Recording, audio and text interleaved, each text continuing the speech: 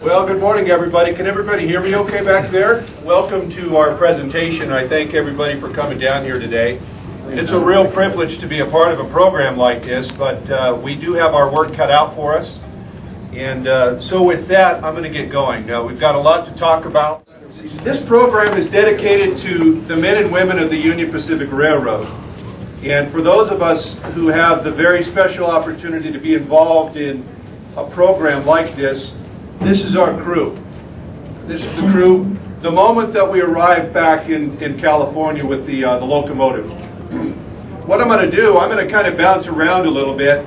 It's such a special experience that we had getting the Locomotive ready to go, and all the trials and tribulations, all the planning, all the hard work with such a small group of people. I'm going to kind of retrace some of those things. So for those of you that have seen the presentation last year, some of those slides are going to look familiar. So just bear with us, and I'll kind of give you a little update from where we started and where we are now.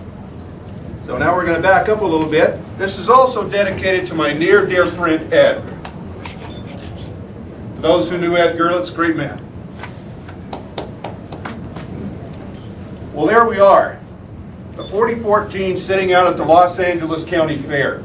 Locomotive was donated in 1962, and the organization, the Railway and Locomotive Historical Society, sent a letter to the railroad asking for one of the big boys. Luckily, the Union Pacific had the forethought to save that class of locomotives, very thankfully. They very generously took the locomotive out of the what would have been the scrapping line for that locomotive. They ran it through the facility, they put all the accoutrements back on it, and they kindly sent that out to California. It took quite a while for it to make its way out to California, and there it resided for many, many years. 1989, they needed to move the locomotive, and they did move it a short distance across the parking lot, and that's where it had resided until we came looking for it. Fun process of getting the locomotive ready to go. We mapped out a strategy, and a lot of it begins with the 3985, that very special locomotive that we have.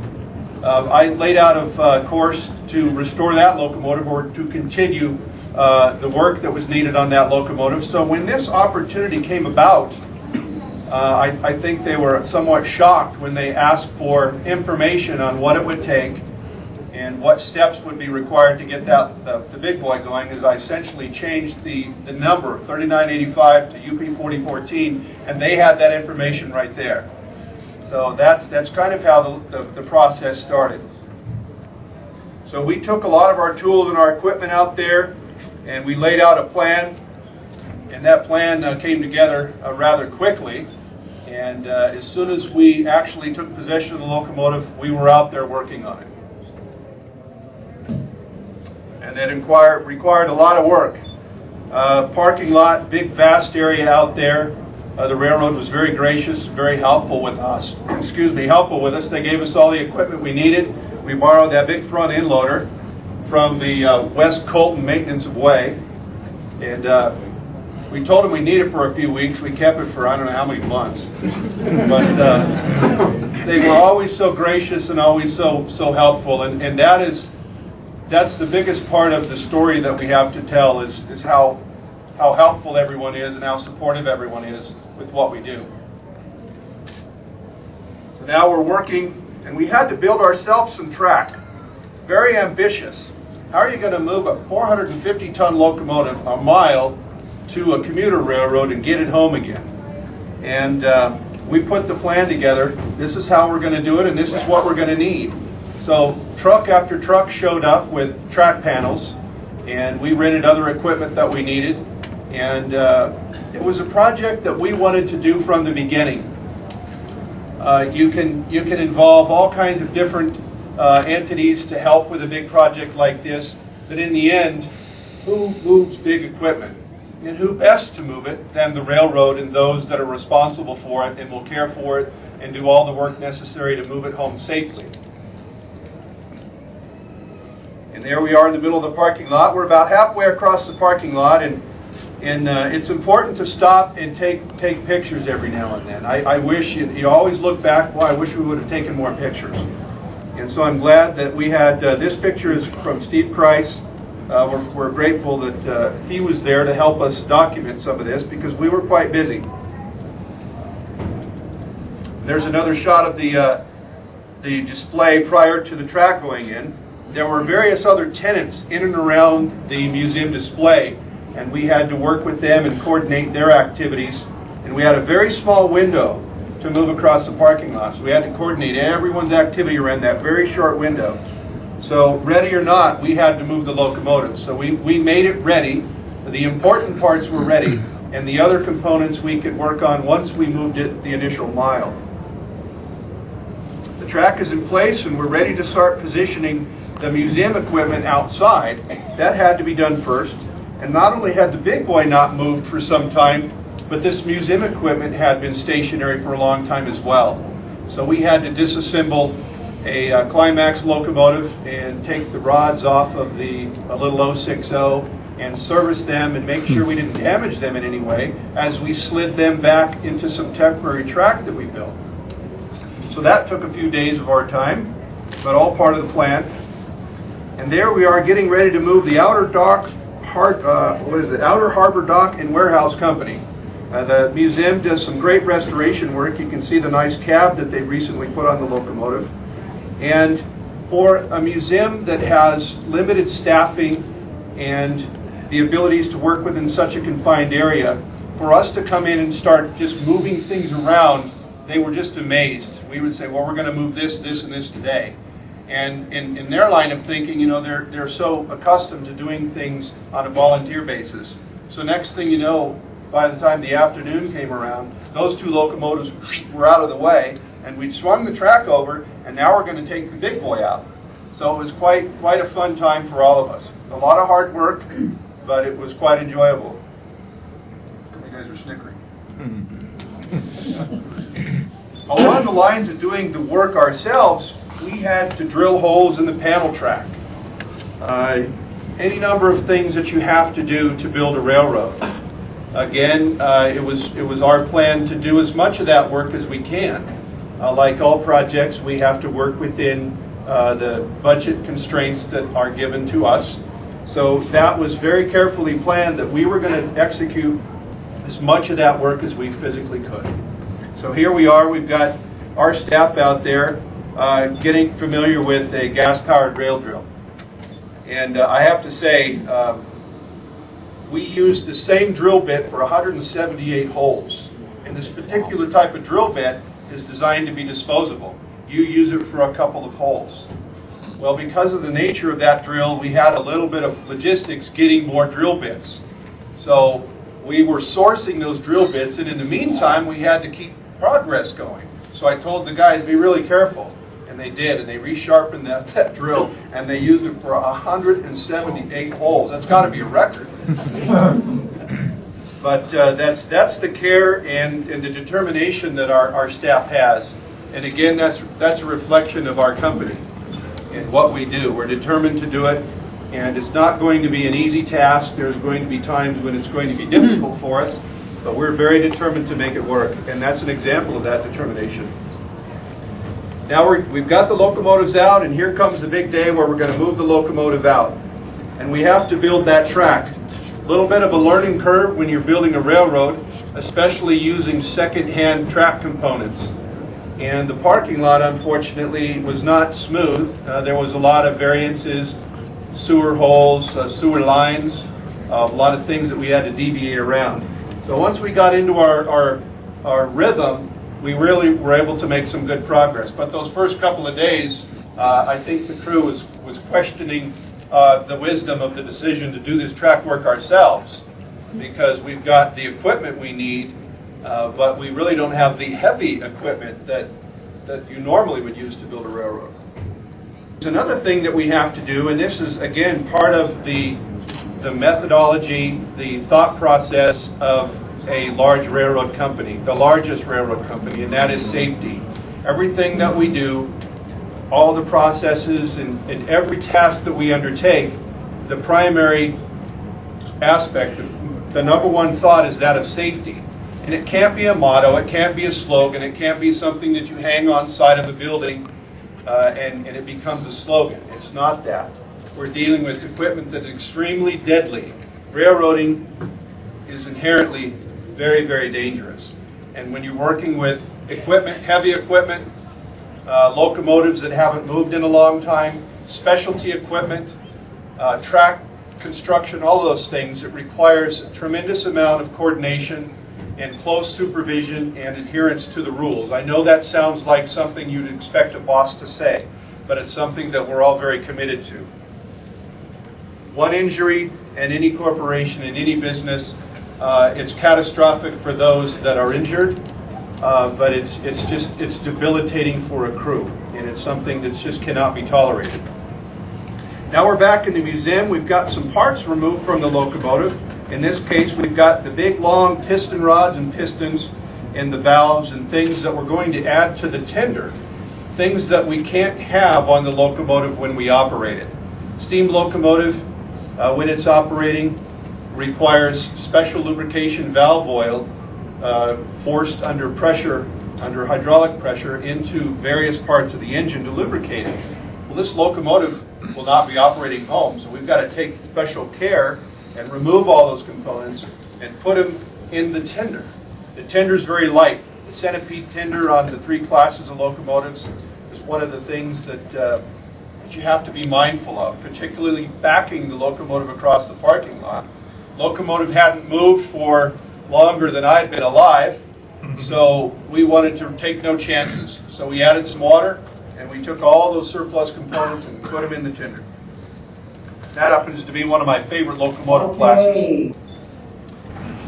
We've got the locomotive out, and we've only got 5 days until we have to physically start moving the locomotive. We've got 5 days to go through and clean all the roller bearings and do a whole series of work underneath the locomotive that we could not do while the locomotive was sitting out in the museum. The asphalt paving was all the way to the top of the display track, so there was no way for even a skinny guy like myself to get underneath and perform the inspections and dismantle all the components that we have to inspect and reestablish all the lubrication that needs to be attended to, and just do everything that we have to do to move the locomotive. So we had to physically get it out to where we could start working on it first. And there it is. And I'm quite proud of the guys. Look at that panel track. It's probably hard to see, but there's a lot of plywood in there. But look at how straight that is. That's pretty good. These guys are good and very determined. Another thing that I was worried about, I kind of stay up late sometimes going through all these scenarios, is California has a lot of earthquakes. And I thought, my goodness, we get this locomotive out on some ground, and even after we've done all the utility assessments and everything, we could encounter some things that are unknown to us. And all of a sudden we've got the locomotive staged somewhere, and we come up with an earthquake, and next thing you know, we come out and the locomotive's kind of leaning a little bit. So we were very, very careful. Every time we left the locomotive, we secured it with multiple chains, but we made sure the track was very, very stable and absolutely level. And luckily, we didn't encounter any earthquakes. There were several while we were there, but we never felt any out at the actual display. They seem to occur at night. And I don't know if anyone's been through an earthquake, but the first earthquake that I experienced, it was something else. I felt like a semi-truck ran into the hotel we were staying at. And I realized, I had goosebumps just explaining it to you. It was quite something, you know, to experience Mother Nature. So that was something in the back of our minds. And here's another view of that track. We've got all types of different plywood and 2x6s, and we've got that track shimmed up, and it's amazing how much plywood can bear. And that was the strategy too, is that we did not want to damage any underground utilities, damage the parking lot in any way. So we were very careful in distributing that weight over a very large surface area. That's a really interesting shot. Once we got on the other side of the parking lot, we had to turn the locomotive. In order to do that, we had to swing the track out in one direction, move the locomotive on that, and then take the track that we were just on and swing it in the opposite direction. And so we were coming up with the process of turning it in a very little tight space over there. The other challenge that we faced is a locomotive. It sat for so many years. The centering device spring, all of those parts of the locomotive that need to flex, that need to articulate, hadn't really moved in a very long time. And when the locomotive was in service, the locomotive, as it operates, it oils itself through a system of what we call force feed lubrication. So there's various lubrication points all over the locomotive that are just flooding with locomotive oil. Well, as that locomotive sat stationary for decades, that oil slowly began to coagulate and eventually turn into a very solid mass of an oily mud. And some of it was quite hard. Well, now the challenge is you've got all this very hard stuff that at one time was lubricant, and it's in an area where other parts need to move against each other, roll against each other. So we had to physically get in there and try to free that stuff up. And there's areas that we could not access. So that was the challenge. So it was one thing to start turning the locomotive, and when we first began to turn it, we all marveled because, you know, an articulated locomotive is a fascinating piece of machinery to see move. We finally got it out there, and you could see those components that had broken free. And we cleaned up everything on either side of that, and now there's an area that is a little bit dirty. So we had planned to stop everything and then clean that area up, service those parts that we can now get to, and then begin to move on. The other challenge is the panel track that we used was second hand. A big articulated locomotive, any piece of rail equipment wants to go on straight track. It likes that. When you put it into a curve, you're putting lateral forces on the rail. So we had to be very careful and diligent and guard against rolling that rail over. Had that happened, that would have been very, very problematic. Wouldn't have been the end of the world, but we would have had to get additional equipment out there, and we probably would have damaged things. We would have been careful not to damage the locomotive, but the heavy equipment necessary to physically pick the locomotive back up while you straighten the rail out under the locomotive was something we were not going to do. And that's why it took us as many days as it did, because we were so careful. We could not afford having that locomotive into a curve and then 2 or 3 rail roll right over. And then we'd have an earthquake. That's part of the locomotive side rod hardware. We serviced all that prior to even moving the locomotive at all. We had a plan to strategically go through and remove pieces here and there. Parts of the locomotive, they have to be positioned just so in order to remove the wrist pin, for example, or to be able to access certain parts of the running gear. Kelly Hooks, please come to the front information booth. So while we would work on one part, we'd access and disassemble everything we could, and then we'd move it again, and then we'd access and disassemble the next part, and then at that time reassemble the other part. And so it was really choreographed to try to get everything done. And we had work gangs working on components that were removed, and we'd stage that material, go through, clean everything, set it aside, get it ready for the reassembly, because time was of the essence. We were in the process of negotiating these timelines, and the timelines seemed to narrow the closer we got. So there was a lot of pressure to get the equipment, everything serviced and ready to go. One of the final moves as we swing around to get ready. And now we had the great cutover. That was quite an experience for us. We had tremendous cooperation and a lot of coordination with Metrolink and their maintenance away contractor. Outstanding work. Again, lots of planning, lots of coordination. The plan was just to cut the track over. And when you first propose an idea to a commuter rail authority like that, you can imagine the raised eyebrow reaction you're going to get from the engineering people. So we just continued to work through all those processes and assure them that the process would work, and we won't tie up your railroad all night. But there was a little bit of stress and anxiety on the part of many. Now we're coming back, and we're just about halfway to Pomona. Coming in the West Colton Yard. The first few switches we went through, facing point switches, we all began to get a certain comfort level with the locomotive. There were things that we really couldn't identify until we started moving it. And there's always a lot of risk associated with moving any piece of equipment that is stationary for a long time. And that's why we were so careful and so thorough and taking the time in California. So we did not have a big situation on the main line where we had anything at all. As we began to move the locomotive, it was something. We hadn't moved it that fast going across the parking lot, maybe 2 or 3 miles an hour max. There was a plan early on. We wanted to build a little piece of test track. And we were not able to do that because of the NHRA commitments and the other physical limitations we had. So we didn't have any test track out there. So it was, I really think this is going to work. But with our decision makers, we talked about all these details well before we even officially approached the organization to give the locomotive. So there were no unknowns. The plan was known to all the decision makers, and they made the decision to move ahead with the project. Now it's our job to execute that plan.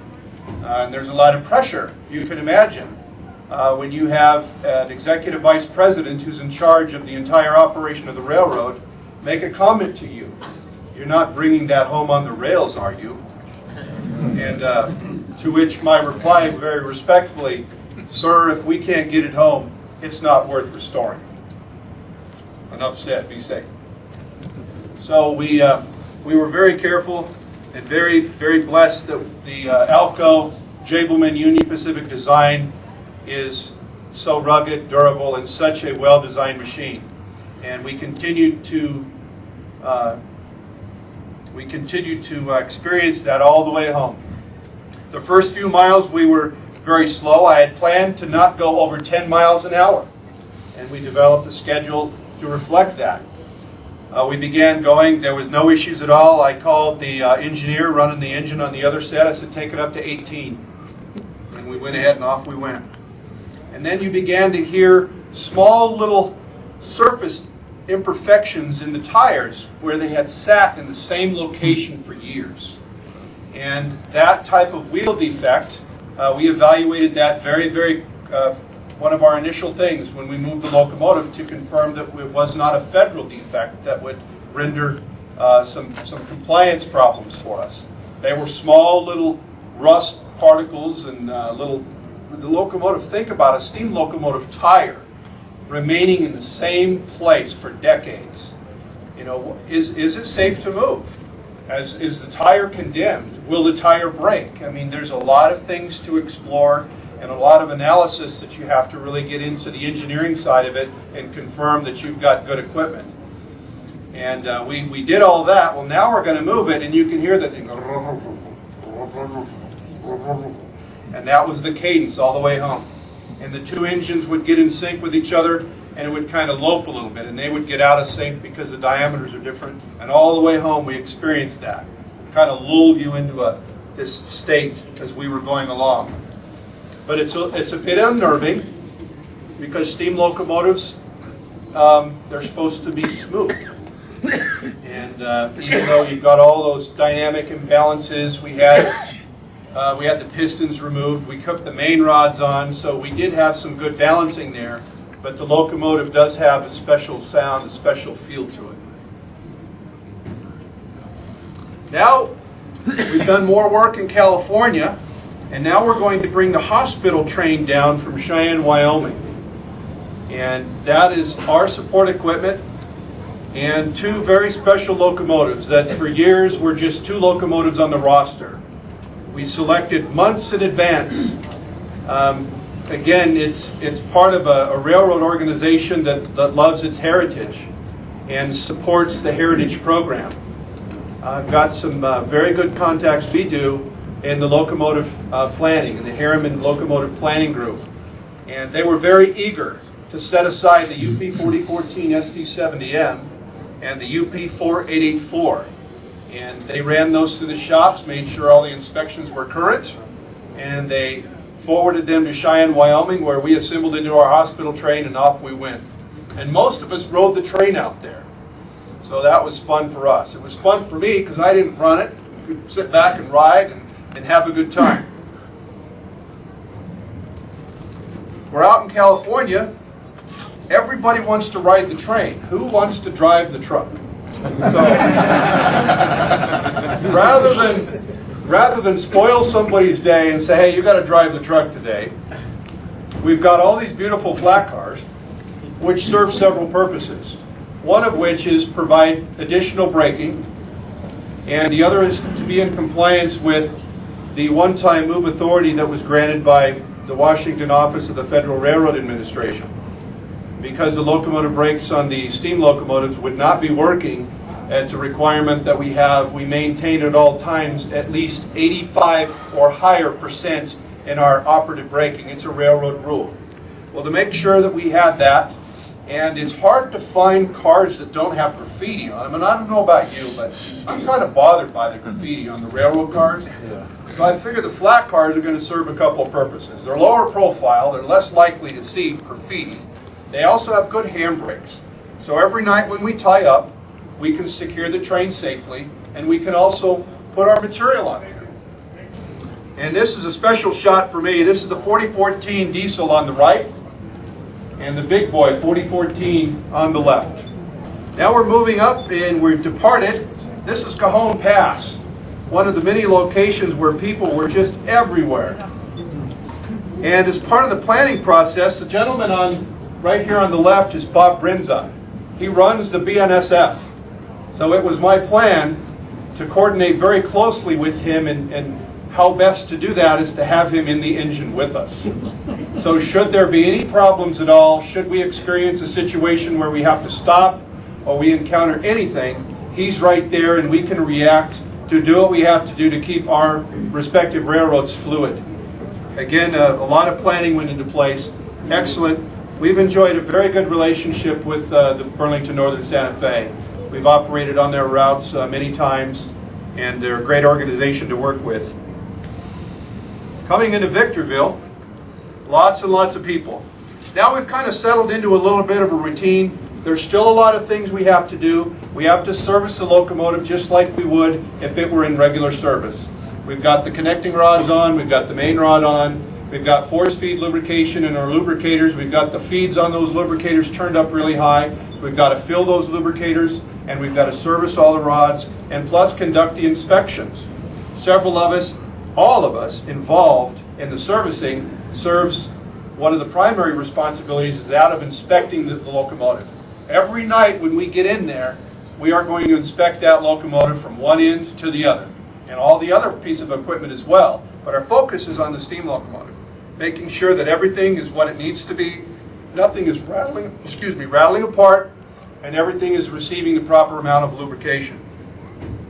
We got a little barbecue grill set up, and you can, through the door, you can see the front of the truck.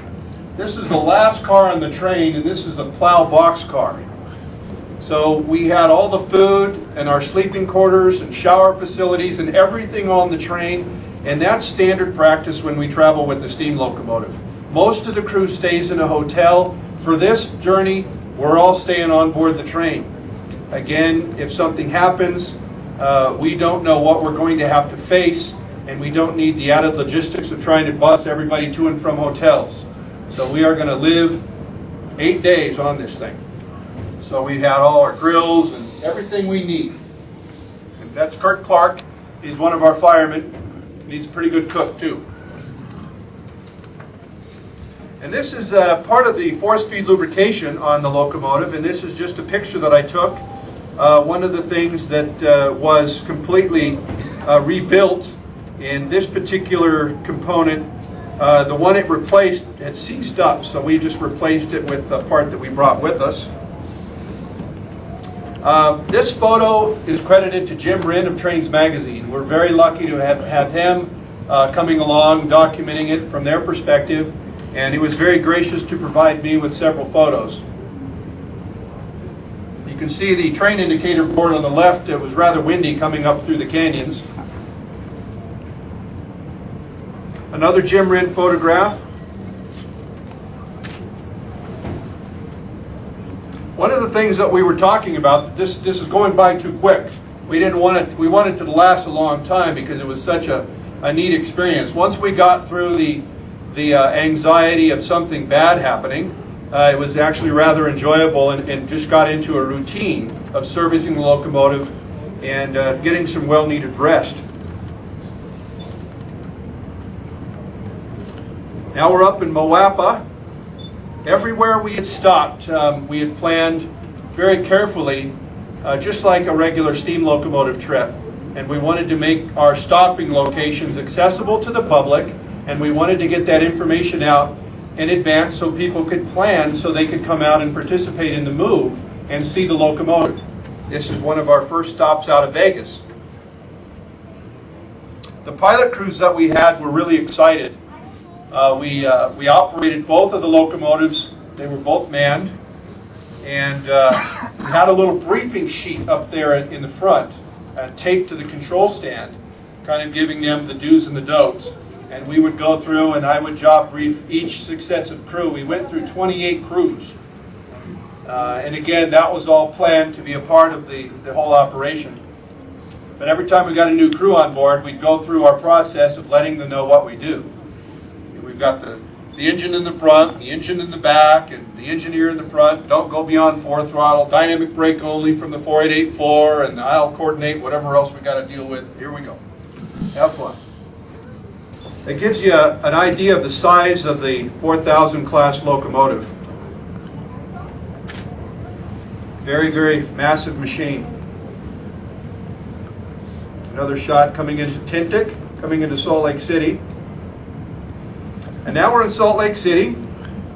We enjoyed thousands of people, a great turnout in Salt Lake. Also a little bit of time for the crew to get some rest. And at every display we plan an additional day. The display day is a display for the public, but it's also an opportunity for us to do what we need to do. If there's anything that needs to be addressed on the locomotive, any parts that need to be adjusted or fabricated, or anything at all, that's an opportunity for us to get that done, so our next series of travel days will go smoothly. Ogden, Utah. Very special place for the big boy. There were several retired railroaders and their families that came down and shared some stories with us. Very heartwarming. We had an individual that had some hand-drawn paintings and drawings that is his father, who had recently passed away. And he'd worked in the shop. He shared those with us. And that's true when we travel with all the locomotives. The 844, the Challenger, you know, the impact they have on people. It's really, really special for us to be able to do this. Now we're going to make another inspection. This is looking underneath what's known as a cannon box, and that's the roller bearing housing. And you can see how clean that plug is. And we've got a series of little chalk marks out there. We've cleaned it and we've checked it and we continue to inspect it. And every time we inspect it, we go through and we mark it with chalk to know that we've done that. Lubricator lines. These particular lines are the lines that were on the locomotive when it was donated. A vast majority of those lines were still serviceable. Some of them were rotted and we had to replace them. But a very good number of those lines, all we had to do was simply flush them out and go. 4-speed lubricator. See, it's half full on the sight glass. Is that the one that was on it? Is that one of our rebuilds? That was on it. That's the original lubricator that was on it. We brought down some cores and a whole bunch of parts. If we had to, we would put our cores and our supply of lubricators from our inventory. We would use those. But we discovered that they were in serviceable condition. We could just clean them up and rehabilitate them. And again, it's a tribute to the design. There's two Railway Locomotive Historical Society members, Paul Gershio and Rick Brown. As part of the plan to move the locomotive back, we would have loved to accommodate all of the membership, but unfortunately we just couldn't do that. And so we left it up to them to determine who they were going to send home with us, and we would take them as far as they want to go. If you want to go all the way home with us, we can do that. We gave them a bunk in our car, and we made arrangements so they could get their have food and everything they needed. And they just melded right into our crew, and they were also really instrumental in the parking lot and in the museum itself, helping us do some very important tasks. So a very good relationship with the organization. And here we have Ted and Austin, probably filling the flange oilers on the engine truck. And we're sitting in the siding letting a double stack go by. And going up Echo Canyon. That was a special day for everyone, especially us. We've been up that canyon a couple of times in the 844, and we're looking forward to taking this locomotive through there under steam. Another beautiful Jim Wren photograph. Again, you know, every time I look at these, I'm struck with the size of the locomotive. We worked around it a long time. We got comfortable with it. But when we made it a conventional locomotive up to it, we really could see what we had a hold of. And I'll segue off just real quick on that. The very first discussion I ever had, I was invited back to the headquarters, and I was summoned to the top floor of the building. And they got right to the point. Hey, we're considering a big boy. Is that something you would be interested in doing? And, you know, I want to be professional. I want to contain my enthusiasm. But most importantly, this is a very serious line of work that we're in. This isn't a fun, it's always a fun thing. And I wanted to make sure that everybody understood what we were getting ourselves into, what we were committing to, the fuel consumption, the water, the logistics, the grease consumption. And I explained to them, this is two 844s. Think of it in that respect. You've got a 4884. So talk about our water consumption, our fuel consumption, and then we segued off into the very important conversation about infrastructure, and that's going to be our next part of the presentation, is we need infrastructure improvements and expansion to maintain locomotives, not only the big boy, but the 844 and the other locomotives that we have.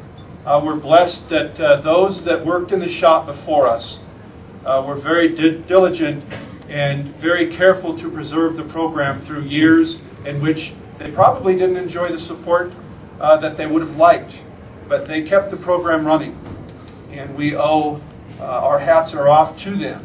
So the task now falls to us to take it into that next generation.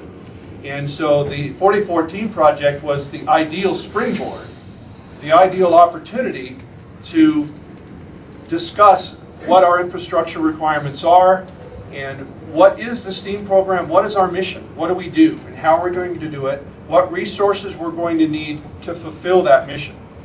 So it took me about 10 minutes to lay that plan out, and then a decision was made that we would proceed with the idea, and I got the order, and I'll never forget that day, go find us a big boy.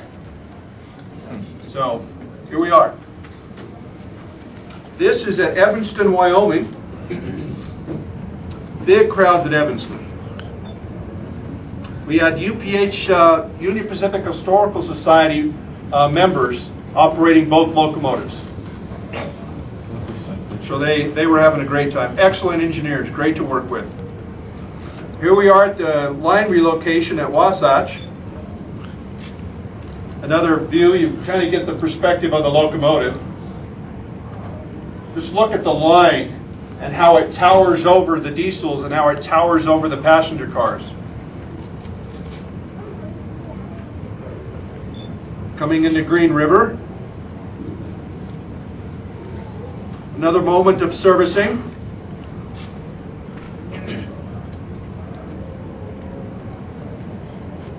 And this is the granite quarry. Laramie. That was a very special day as well. They all were. Lots of crowds at Laramie. Unbelievable amount of people. Jim Wren commented to me several times that he couldn't believe how many people were following a locomotive that's not running. And now we're coming into Cheyenne. The moment that we've been thinking about for a long time.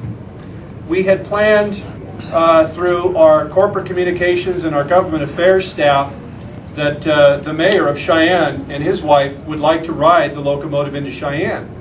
So 5 weeks prior to this, and there's a little bit of pressure when you make a commitment like this, but mayor will pick you up at Wycon, which is a road crossing out there, at 12:45 on May 8th.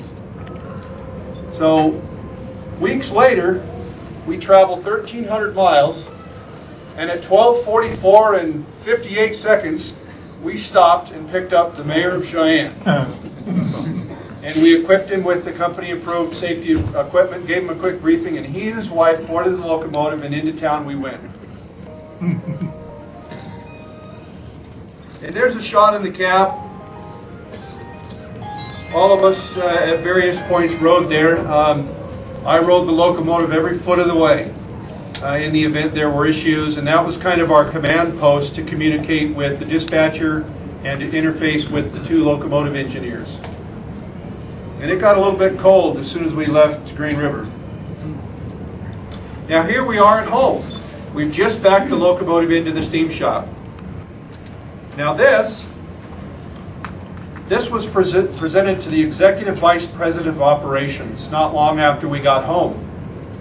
We had several of these number plates made and presented one to the Superintendent of the Los Angeles Service Unit, presented one to our partners at Metrolink, the Southern California Regional Rail Authority, and presented one to our boss, very important, Diane Duran. She is our boss, and she has a vision for our program which is reflected in the 4014 project.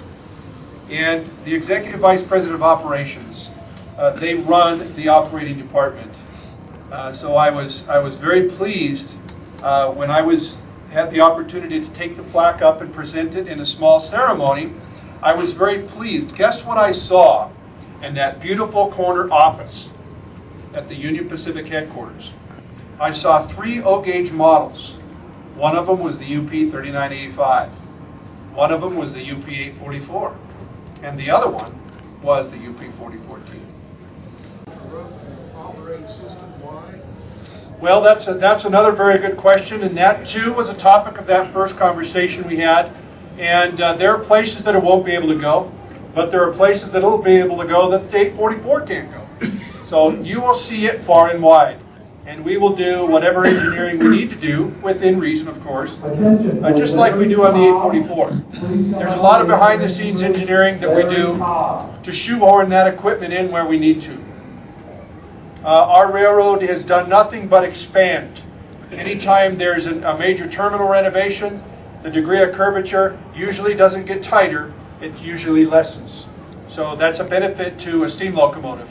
There's areas that we can take it.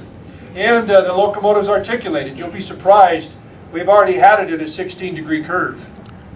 And 844 can't do that. So that's the good news. Thank you, everybody. Thank you very much. Thank you.